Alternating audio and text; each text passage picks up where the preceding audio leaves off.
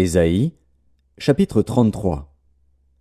Malheur à toi qui ravage, et qui n'a pas été ravagé, qui pille, et qu'on n'a pas encore pillé.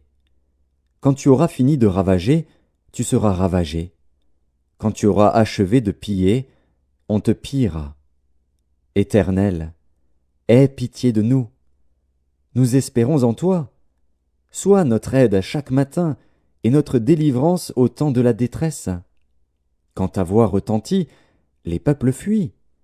Quand tu te lèves, les nations se dispersent. On moissonne votre butin comme moissonne la sauterelle. On se précipite dessus comme se précipitent les sauterelles. L'Éternel est élevé, car il habite en haut. Il remplit Sion de droiture et de justice.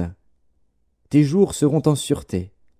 La sagesse et l'intelligence sont une source de salut. La crainte de l'Éternel, c'est là le trésor de Sion.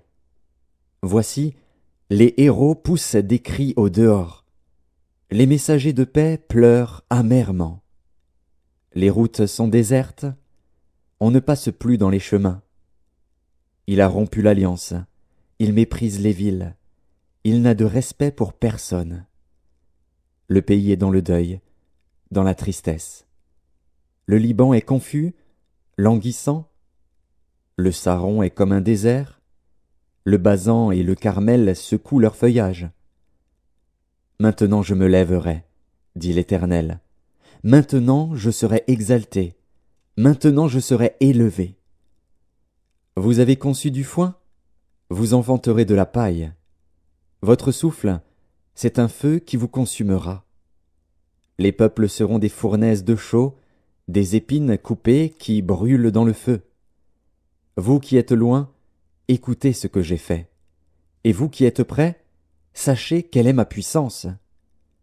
Les pécheurs sont effrayés dans Sion, un tremblement saisit les impies. Qui de nous pourra rester auprès d'un feu dévorant? Qui de nous pourra rester auprès de flammes éternelles?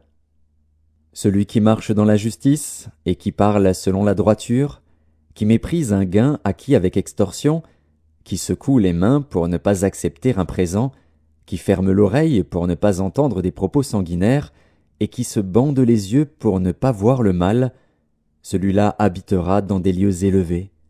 Des rochers fortifiés seront sa retraite. Du pain lui sera donné, de l'eau lui sera assurée. Tes yeux verront le roi dans sa magnificence, ils contempleront le pays dans toute son étendue. Ton cœur se souviendra de la terreur. Où est le secrétaire? Où est le trésorier? Où est celui qui inspectait les tours?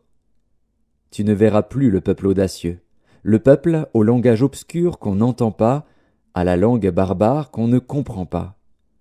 Regarde Sion, la cité de nos fêtes.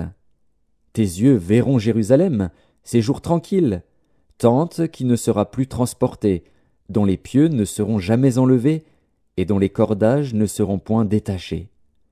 C'est là vraiment que l'Éternel est magnifique pour nous.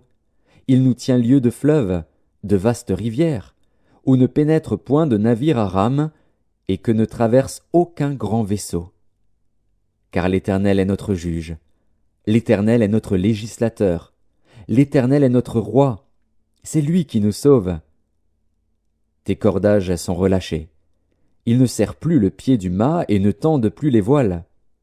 Alors on partage la dépouille d'un immense butin. Les boiteux même prennent part au pillage. Aucun habitant ne dit « Je suis malade ». Le peuple de Jérusalem reçoit le pardon de ses iniquités.